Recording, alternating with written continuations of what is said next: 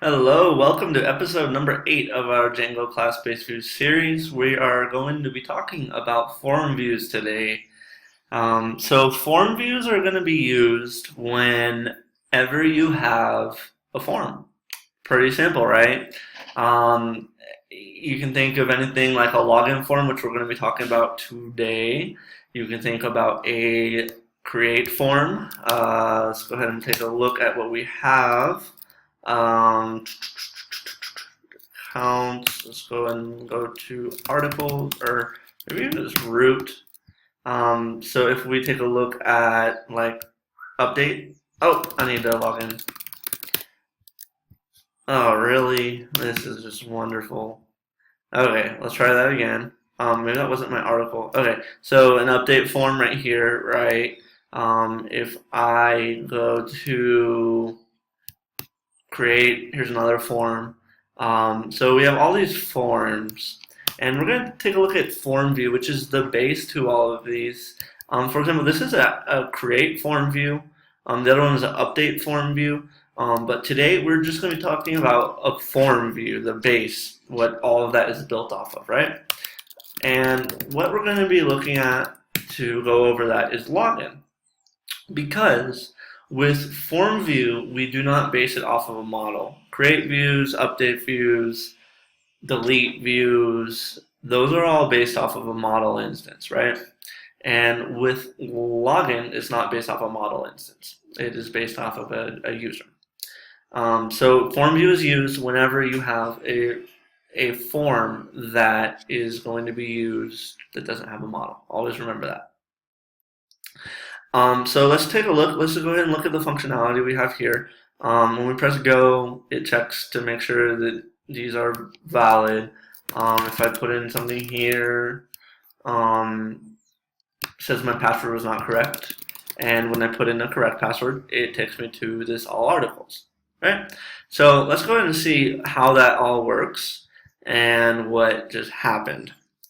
Okay. If you are watching on YouTube, take a look in the description. If you do want to see the code, in the description there's a link to the blog article on my site, and in the blog article there is a GitHub link to the commit with this code.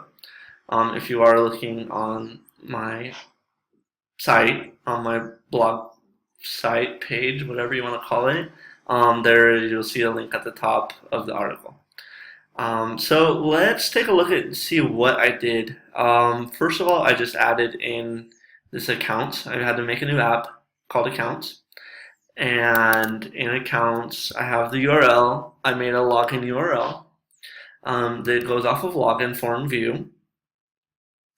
And in my login form view, accounts views, my login form view is based off of form view, which comes from Django generic edit. And it's using a bunch of stuff. It's been using a few things from the Django authentication, such as authentication form. I'm using their form. I did not create my own form. And also the login method, which is going to actually log the user in, does a lot of the groundwork, which you do not want to replicate. You definitely want to use that. With a side caveat, I never actually do this. I always use Django AllAuth package, which I highly recommend for all of your authentication needs. It's also a great package to look at in the source because it uses class-based views. A lot of packages do. That was the first one that I looked at and saw that it's using class-based views, and I was very confused, which you guys are probably in the same boat, and hopefully this is helping you out. But yeah, take a look at that. Take a look at their source code. It has a lot of great examples of how they use class-based views, if you'd like. But I'm using the Django authentication form and the Django blah, blah, blah, blah, blah, what is it? Login right here. And as you can see, I just have a couple properties here, and I am overriding the form valid method, and that's all I'm doing, right? All of that functionality we saw here,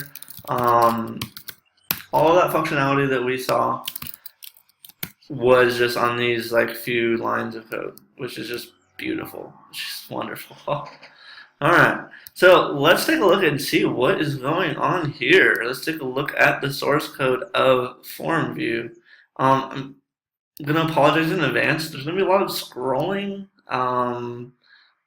because yeah, there's just a few different classes here, and so there's gonna be a bit of scrolling. Just a little warning. Okay, so FormView, right? We are basing off of template response mixin, which we have discussed, that returns a template.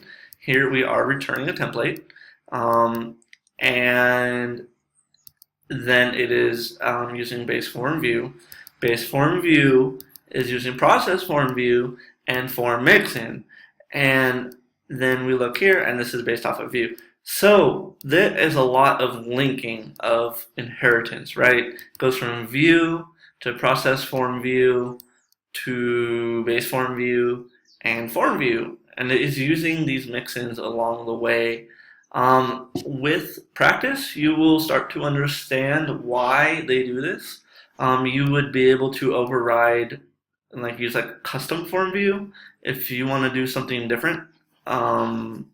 If you don't want, I don't know, like maybe you don't want template response mixin. I don't know why. Maybe for an API. Maybe for an API you wouldn't want a template response mixin. So you would be able to do like API form view, maybe, and not base it off of here, but base it off of this, right? This is very advanced stuff. Don't worry about it. You will not be doing this for a while, but just keep that in the back of your mind or head. I don't know. Okay, so base form view. Okay, so let's see what's going on here. A lot of what is happening, as you can see, there's not much code inside of this form view or base form view. We have these two mixins and this process form view, right? We already know template response mixin. Let's take a look at form mixin. So this is going to be added to anything that is using a form. So like later we're going to be talking about model forms, and so let's take a look at this. This is probably using the form mixin as well. It better be. Otherwise, yeah.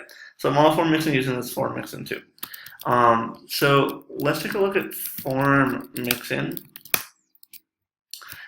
And so form mixin is using form mixin base. So more inheritance and context mixin, right? So it's based on context mixin and form mixin base.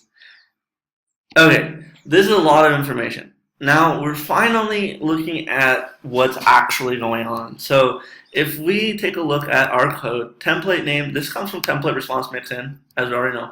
Form class, right? So if we take a look at form class, this get form class is going to be looking at self form class. This get form class is going to be called in get form. And this get form is going to be called somewhere else, right? So we have a whole long list of methods that happen. So this is a little bit confusing. I promise with practice, you'll start understanding the things. The first thing I think that we want to talk about, sorry, I'm a little sick, so I might be coughing every now and then. I think let's take a look at a process form. So that's what was that? Form mixin, which has a lot of the form methods. If we look at process form view, this is going to handle the get and the post, right? This is based off of view, and so it's going to handle the get and the post. So this way it might make a little more sense.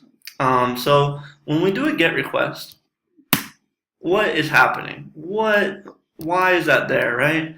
Well, in the view, it maps the get request to the get method, and then we return self render to response self.get context data. So that get context data get context data. There's probably gonna be a few of these.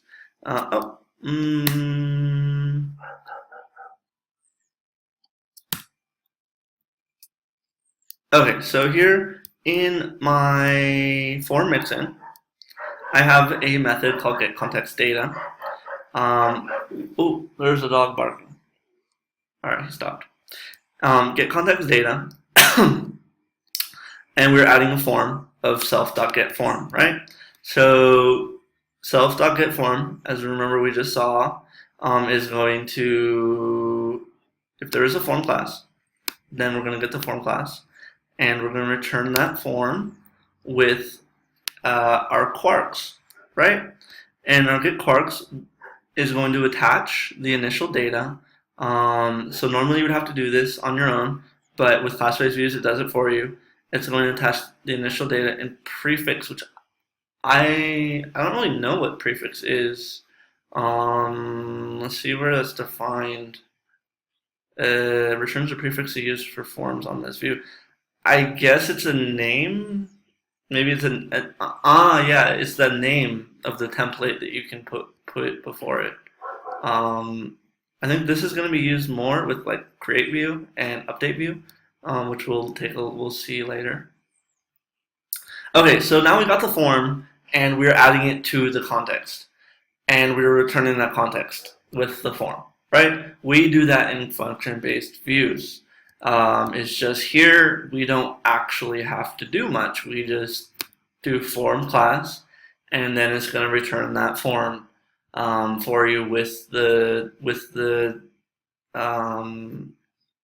everything attached to it already that you normally would have to do manually. Also, the data, you don't have to do this anymore. You don't have to get the request post for the data. You don't have to get the request files. If you have a file, it does that all for you. If you do have experience with making forms, you will understand, and you probably got stuck on that at one point, such as I did.